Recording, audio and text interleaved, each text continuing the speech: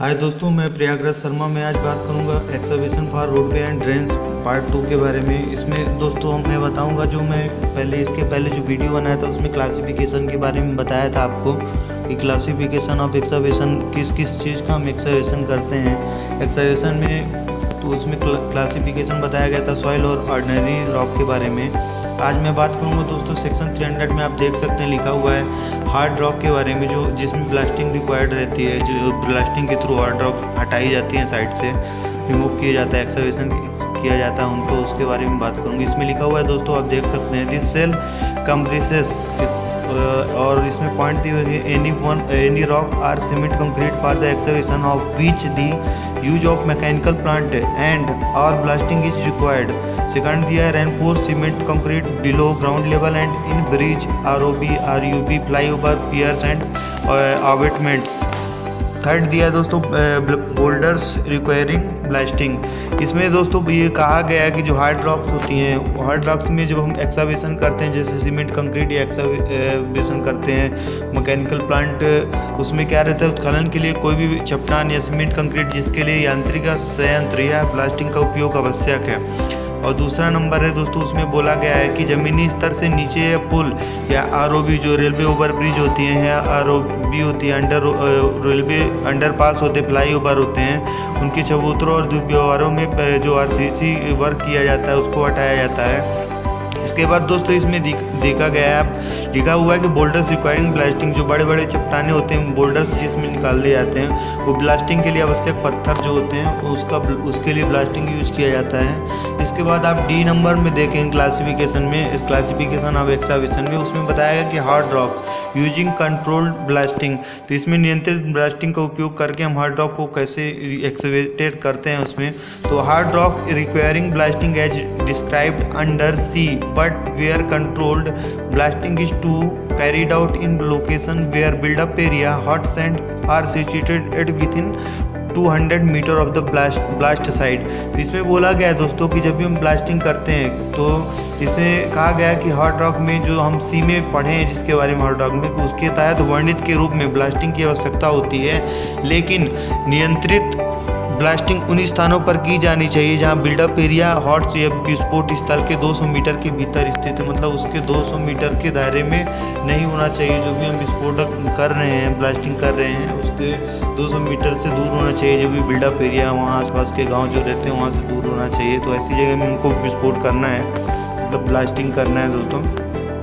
इसके बाद आप देख सकते हैं पॉइंट ये है हार्ड रॉक ब्लास्टिंग प्रोहिबिटेड, मतलब hard rock requiring blasting as described under D but where blasting is prohibited for any reason like people living within 20 metre of blast site etc and excavation has to be carried out be chiselling wedging और any other agreed method. तो इसमें ये बोला गया कि जो hard rock गांव के पास में होती है जहां लोग रहते हैं, तो इसके तहत इसमें बोला गया है कि इसके तहत वर्णित के रूप में नष्ट करने की आवश्यकता हार्ड रॉक D के जिसे D में बताया गया उस तरह नहीं किया जाएगा इसमें। लेकिन जहां विस्फोट किसी भी कारण के लिए मतलब प्रतिबंधित है, जैसे विस्फोट स्थलों आदि के 20 मीटर के दायरे में रहने वाले लोगों को और खुदाई को छेनी या ब्लेंडिंग या किसी अन्य सहमति विधि द्वारा किया जाना चाहिए। मतलब वहाँ से जो हम भी एक्सकवेशन करेंगे वहाँ तो छेनी या कि हम वेडिंग यूज कर सकते हैं, या कि वहाँ हम जो ब्रेकर होते हैं ब्रेकर उनका यूज कर सकते हैं। जहाँ 20 मीटर दायरे में जहाँ लोग रहते हैं तो वहाँ इस तरह से हमको ब्लास्टिंग करना है। मतलब ब्लास्टिंग जो है वहाँ जहाँ प्रतिबंधित है तो वहाँ हमको जो एक्सकवेशन करना है वो इस हिसाब से करना है कि लोगों को परेशानी नहीं होनी चाहिए दोस्तों। इसके बाद आप देख सकते हैं लिखा हुआ है F number Foresty soil. This cell includes soil like soft clay and pits excavated below the original ground level of marshes and swamps and soil excavated from other areas required continuous pumping or bailing out of water. तो दोस्तों इसमें बोला गया कि जो Mars मिट्टी होती है, इसमें नरम मिट्टी और पिट जैसे मिट्टी के मूल स्तर के नीचे खुदाई की गई है। मिट्टी और दलदल शामिल होंगे। ऐसे और अन्य क्षेत्रों में खुदाई की गई। मिट्टी को नियंत्रित पंपिंग या पानी से बाहर निकालने की आवश्यकता होती है। तो जैसे क्या रहता है कि जहाँ मार्सी सॉइल रहती है, जहाँ नरम मिट्टी रहती है, जैसे दलदल टाइप में मिट्टी जहाँ रहती है, तो उसको पंपिंग के थ्रू रिमूव किया जाता है ताकि स्ट्रक्चर बनाने के लिए वहाँ आसानी हो सके। तो इस तरह से उसको रिमूव करके एक्सकवेशन किया जाता है उसका। इसके बाद आप क्लॉज 301.2.2 में देखेंगे, उसमें लिखा हुआ है कि अथॉरिटी फॉर क्लासिफिकेशन। तो इसमें जो भी प्राधिकरण काम करता है उसका वर्गीकरण के बारे में बताया है कि जैसे लिखा हुआ है कि the classification of excavation shall be decided by the engineer and his decision shall be final and binding on the contractor. Merely the use of explosives in excavation will not be considered as a reason for higher classification unless blasting is clearly necessary in the opinion of the engineer। तो दोस्तों इसमें बोला गया है कि उत्खनन का वर्गीकरण इंजीनियर द्वारा तय किया जाएगा और उसका निर्णय अंतिम ठेकेदार पर बाध्यकारी होगा। उत्खनन में विस्फोटकों के उपयोग को उच्च वर्गीकरण के लिए एक कारण नहीं माना जाएगा जब तक कि अभियंता की राय में ब्लास्टिंग स्पष्ट रूप से आवश्यक नहीं है। तो जैसा भी इंजीनियर द्वारा बोला जाएगा उसी तरह से ठेकेदार को करना पड़ेगा, उसमें बाध्य होगा उस निर्णय के लिए। और इसके बाद आप देखेंगे इसमें लिखा हुआ है क्लॉज 30.13 कंस्ट्रक्शन ऑपरेशन निर्माण कार्य। उसके बाद 301.3.1 में लिखा है सिटिंग आउट, मतलब प्रस्थान करना। तो इसमें बोला गया है दोस्तों सिटिंग आउट में कि after the site has been cleared as per clause 201 the limits of excavation shall be set out to lines, curves, slopes, grades and sections as shown on the drawings or as directed by the engineer. Clause 109 shall be applicable for the setting out operation।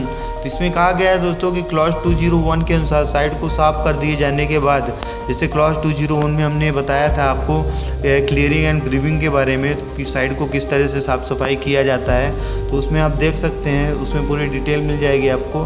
तो लिखा हुआ है कि clause 201 के अनुसार site को साफ कर दिए जाने के बाद उसमें जो एक्सकवेशन की सीमाएं होती हैं, रेखाओं को, या मतलब इसमें जो एक्सकवेशन हमको जहाँ करना है उनकी जो सीमाएं हैं, तो कर्व्स है, स्लोप है, ग्रेड्स है, तो उनके वर्गों के अनुसार सही हो जाएगी। जैसा कि ड्राइंग पर दिया गया है उसी अनुसार उसको किया जाएगा, इंजीनियर द्वारा निर्देशित किया गया है उसके अनुसार ही उसको किया जाएगा। और इसमें क्लॉज 109 में के संचालन की स्थापना के लिए लागू होगा, काम को शुरू करने के लिए इसमें लागू किया जाएगा। इसके बाद इसमें क्लॉज दिया हुआ है दोस्तों 301.3.2 stripping and storing top soil.